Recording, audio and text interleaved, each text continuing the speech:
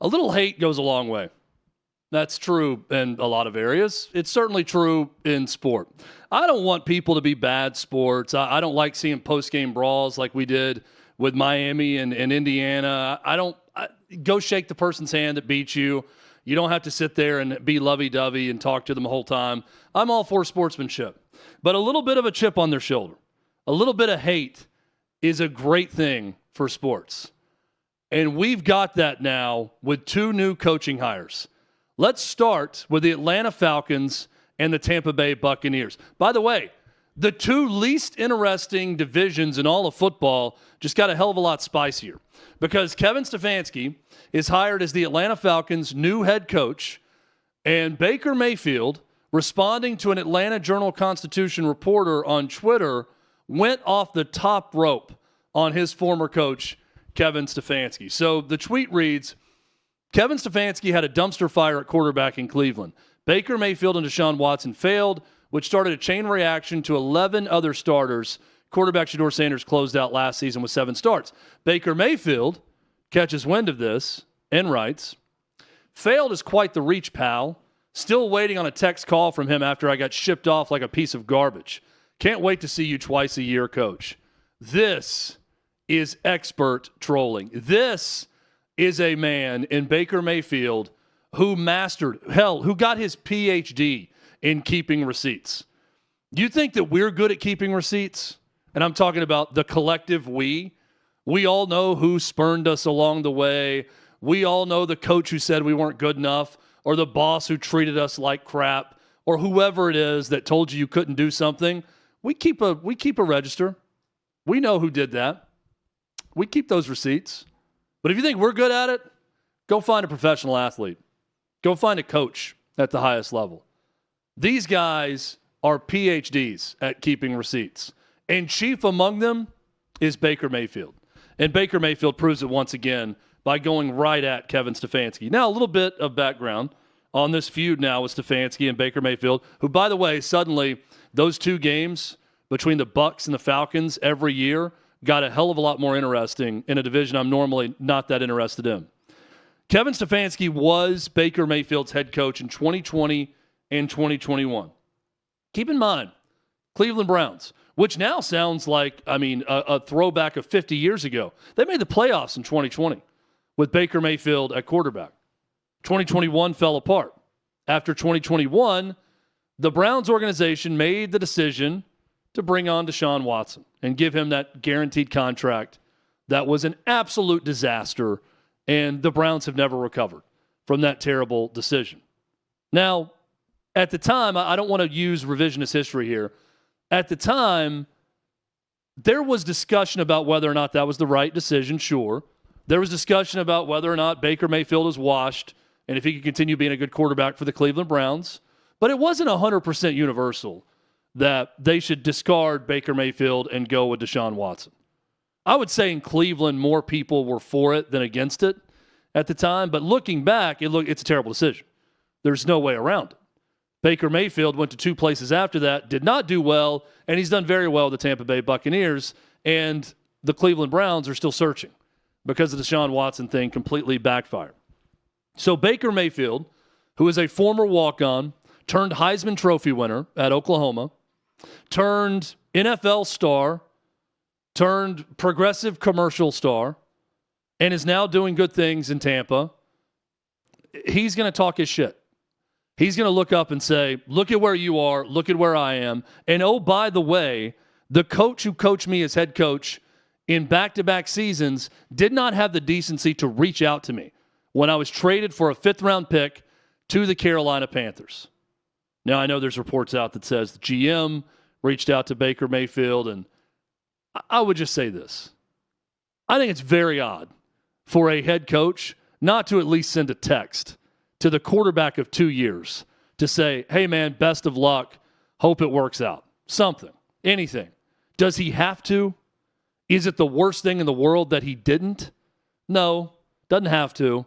Not the worst thing that I've seen that he didn't reach out. It just strikes me as odd that if you had someone who is that close to you as the coach of your team and you are the quarterback, I'm not talking about a special teamer. I'm not talking about the backup middle linebacker. I'm talking about the quarterback of the team. That the head coach, the offensive-minded head coach, doesn't send anything or reach out at all. It's very weird. Obviously, Baker Mayfield sees that this is not something about how people behave, and he's upset about it, and he's carried that grudge to this day, which is understandable. Now, the flip side of this coin is, apparently, according to local Cleveland sports talk people, Baker Mayfield was a complete jerk on his way out.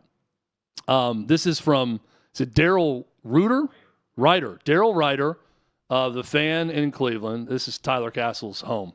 We're going home now for Tyler. He's a huge fan of this radio station and all things Cleveland.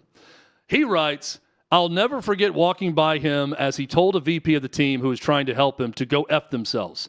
Then there was the expletive-filled tirade at a few of us in the parking lot following a Progressive Insurance promo presser we covered. The levels of disrespect and immaturity he showed to people was off the rails at times. So yeah, don't blame the Browns for moving on.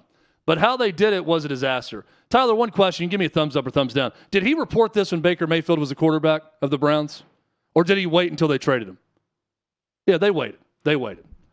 Yeah, this is a bad move by this radio person. Okay? This is a common move in hometown radio all over America.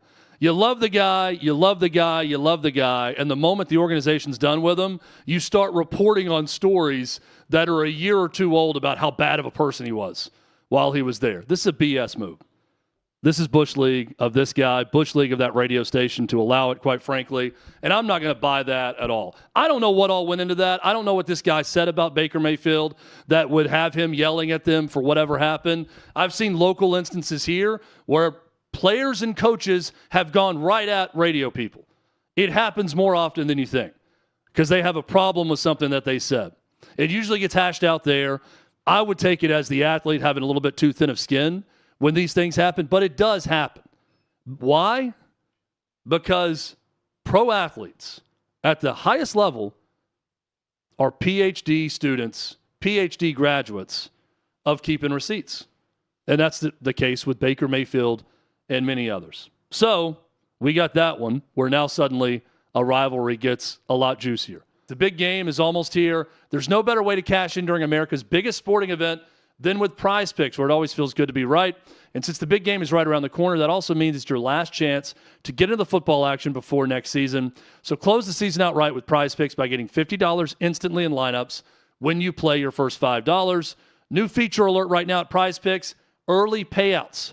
If your player gets off to a hot start, you now have the option to cash out those winnings before the game even finishes.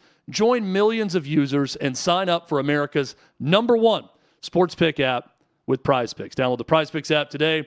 Use code HOTMIC, that's HOTMIC, to get $50 in lineups after you play your first $5 lineup. That's code HOTMIC to get $50 in lineups after you play your first $5 lineup. Prize Picks, it's good to be right.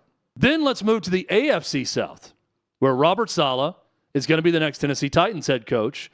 And Robert Saleh, within his own division now of the AFC South, twice a year will go head-to-head with Jacksonville Jaguars head coach Liam Cohen. If you don't remember the history between the two, after a Jags 26-21 win in San Francisco, or I should say Santa Clara, after the win, this was the post-game exchange between Cohen and Saleh.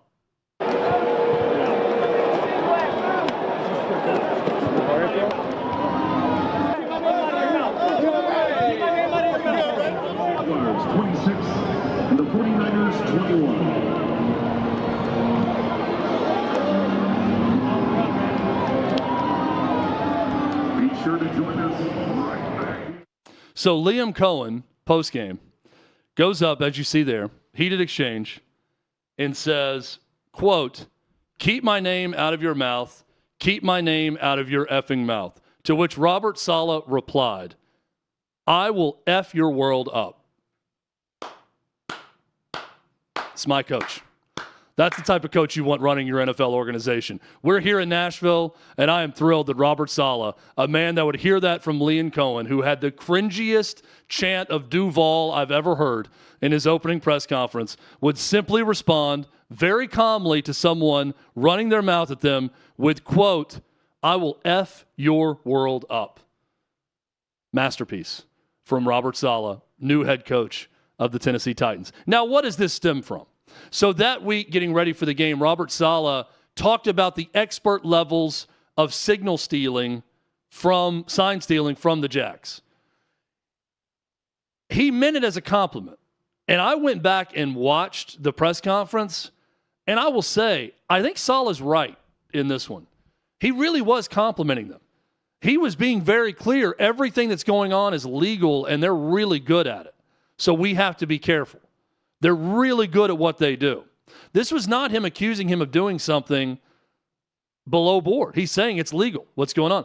Afterward, when he was asked about the altercation, Robert Saleh said, I was complimenting him. I should have chose my words better about sign stealing, but I was complimenting Liam Cohen and the Jacksonville Jags. I think Robert Saleh turns out to be more likable at the end of that exchange, quite frankly, and I love the response to Liam Cohen. But now, if you ever thought that the Titans and Jags were ever going to get interesting, because really it hasn't been interesting since the late 90s when Mark Brunell was going head-to-head with Steve McNair, it's interesting now because of these two head coaches. And my ardent wish for this upcoming NFL season is that these teams lean into it a little bit, that the social media teams go at each other, that the coaches go at each other a little bit, that they acknowledge that they don't like the other person. I don't want Baker Mayfield to give us a bunch of player platitudes about how they respect the opponent and, oh, Kevin Stefanski was so good for my development, yada, yada. No, BS. Tell us that you don't like the guy. Tell us that it just means more to you when you play Kevin Stefanski and the Falcons. And for the Jags and Titans, don't deny it. You two hate each other. We saw it right there on the field. Robert Saleh said, I'm going to F your world up to the head coach of the Jacksonville Jags. Let's say it leading up to the game.